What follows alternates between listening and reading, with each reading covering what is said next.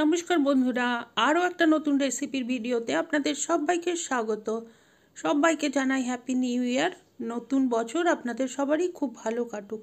আজকে নিয়ে এসেছি ছোট বড় সবার প্রিয় মটরশুঁটির কচুরি। সেজন্য লাগছে আমাদের মটরশুঁটি, আর অন্য একটা গ্রাইন্ডার জারে আমি নিয়েছি আদা আর কাঁচা লঙ্কা।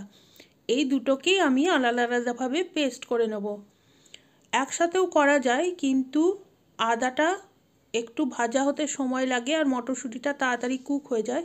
সেজন্য আমি এই দুটোকে আলাদা আলাদা করে বেটে নিয়েছি। আপনারা চাইলে একসাথেই করতে পারেন, কিন্তু সেক্ষেত্রে পুরের মধ্যে একটু আদার কাঁচা গন্ধ থেকে যেতে পারে। এখন প্যানের মধ্যে দিয়ে দিয়েছি তেল, আর তার মধ্যে দিয়েছি হাফ চা চামচ মতো হিঙের গন্ধটা যদি আপনাদের পছন্দ না হয় তাহলে হিংটা স্কিপ করতে পারেন। আমার বেশ ভালো লাগে বলে হিংটা দিয়েছি। আর একটু ভেজে নেওয়ার পরে দিয়েছি 1 চা চামচ আদা কাঁচা লঙ্কার পেস্ট। এটাকে ভালো করে ভেজে নেব। যখন আদা ভাজার সুন্দর গন্ধ বেরিয়ে যাবে তখন দিয়ে দেব মটরশুঁটি বাটাটা। মটরশুঁটিটা সামান্য জল দিয়ে বেটেছিলাম। আর এখন দেখে নিতে হবে, যদি মটরশুঁটির মধ্যে কোনো বড় পিস থেকে থাকে তাহলে সেটা এখনই বার করে দিতে হবে, না হলে কিন্তু এটা পুরের মধ্যে থেকে যাবে আর কচুরি বানাবার সময় বেলবার সময় ময়দার থেকে ফুটো হয়ে বেরিয়ে যাবে, কচুরিটা ফুটো হয়ে যাবে। আর এখন দেখুন একটুখানি ভেজে নেওয়ার পরে জলটা বেশ শুকিয়ে শুকিয়ে এসছে। এই পর্যায়ে দিয়ে দেব আন্দাজ মতো লবণ দিয়ে ভালোভাবে মিশিয়ে নেব। আর একদম শেষের দিকে দিয়ে দেব সামান্য একটুখানি ছাতু দেওয়ার কারণে টেস্টটাও বেশি ভালো হবে, আর এর টেক্সচারটাও সুন্দর হবে পুরের।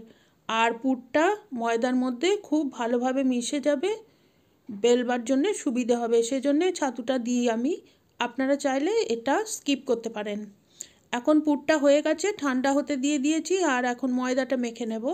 1.5 কাপ ময়দায় দিয়েছি আন্দাজ মতো লবণ আর খানিকটা গরম তেল। তেলটা গরম আছে তো আমি একটুখানি হাত দিয়েই ধীরে ধীরে করে ময়দার সাথে মিশিয়ে নিচ্ছি।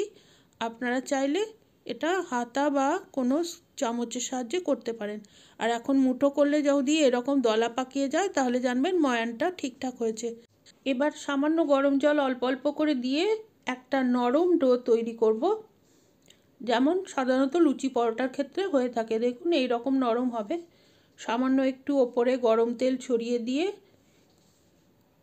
এটা আমি ঢেকে রাখবো কিছুক্ষণ, 20 মিনিট থেকে আধা ঘন্টা ঢেকে রাখতে পারলেই ভালো হয়। আধ ঘন্টা বাদে আমি ময়দাটা আবার একবার ঠেসে নিচ্ছি। সুন্দর একটা সফট ডো তৈরি হয়েছে। এখান থেকে আমি ছোট ছোট করে লেচি কেটে নেব।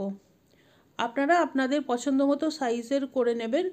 আমি এখানে ছোট লেচি কাটছি, কেননা এর মধ্যে আবার মটরশুঁটির পুরটাও দিতে হবে, তো কচুরিটা বেশ সাইজে বড়ই হবে। সমস্ত লেচিগুলো আমার করা হয়ে গেছে। আর মটরশুঁটির পুরও কিন্তু আমি গোল গোল করে রেখেছি। এখন লেচিগুলো এরকম 2 আঙুলের সাহায্যে একটু বড় করে নিয়েছি, আর মাঝখানে একটা পুরের বল দিয়ে এইভাবে লেচিটার মুখটা বন্ধ করে দেবো। দিয়ে আবার লেচিটা আমি তৈরি করে নিলাম, আর একটু চ্যাপ্টা করে নেব, এতে বেলার সুবিধে হবে। এইভাবে করে সমস্ত লেচিগুলো আমি তৈরি করে নিয়েছি। আর এখন সামান্য তেল দিয়ে হালকা হাতে বেলে নেব। খুব বেশি চাপ দিয়ে বেলা যাবে না, সেক্ষেত্রে কিন্তু পুর ফেটে বেরিয়ে যেতে পারে।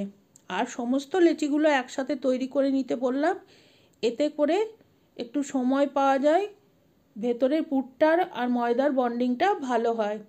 এখন কড়াইতে তেল গরম করে তার মধ্যে একটা কচুরি আমি ছেড়ে দিলাম। সামান্য হাতা দিয়ে একটু ওপর থেকে প্রেস করে করে দিলেই সুন্দর বলের মতো ফুলে উঠবে। আর এটা আমি একটু ব্রাউন করে ভাজছি।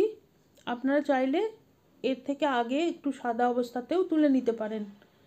তো আমার একটা কচুরি ভাজা হয়ে গেছে। এখন জালির মধ্যে দিয়ে এক্সট্রা তেলটা ঝরিয়ে নেব। আর এই রকম করেই সমস্ত কচুরিগুলো আমি ভেজে নিয়েছি। দেখুন যদি ঠিকঠাকভাবে বেলা এবং ময়দাটা মাখা হয় তাহলে সমস্ত কচুরি এইরকম ফুলে উঠবে।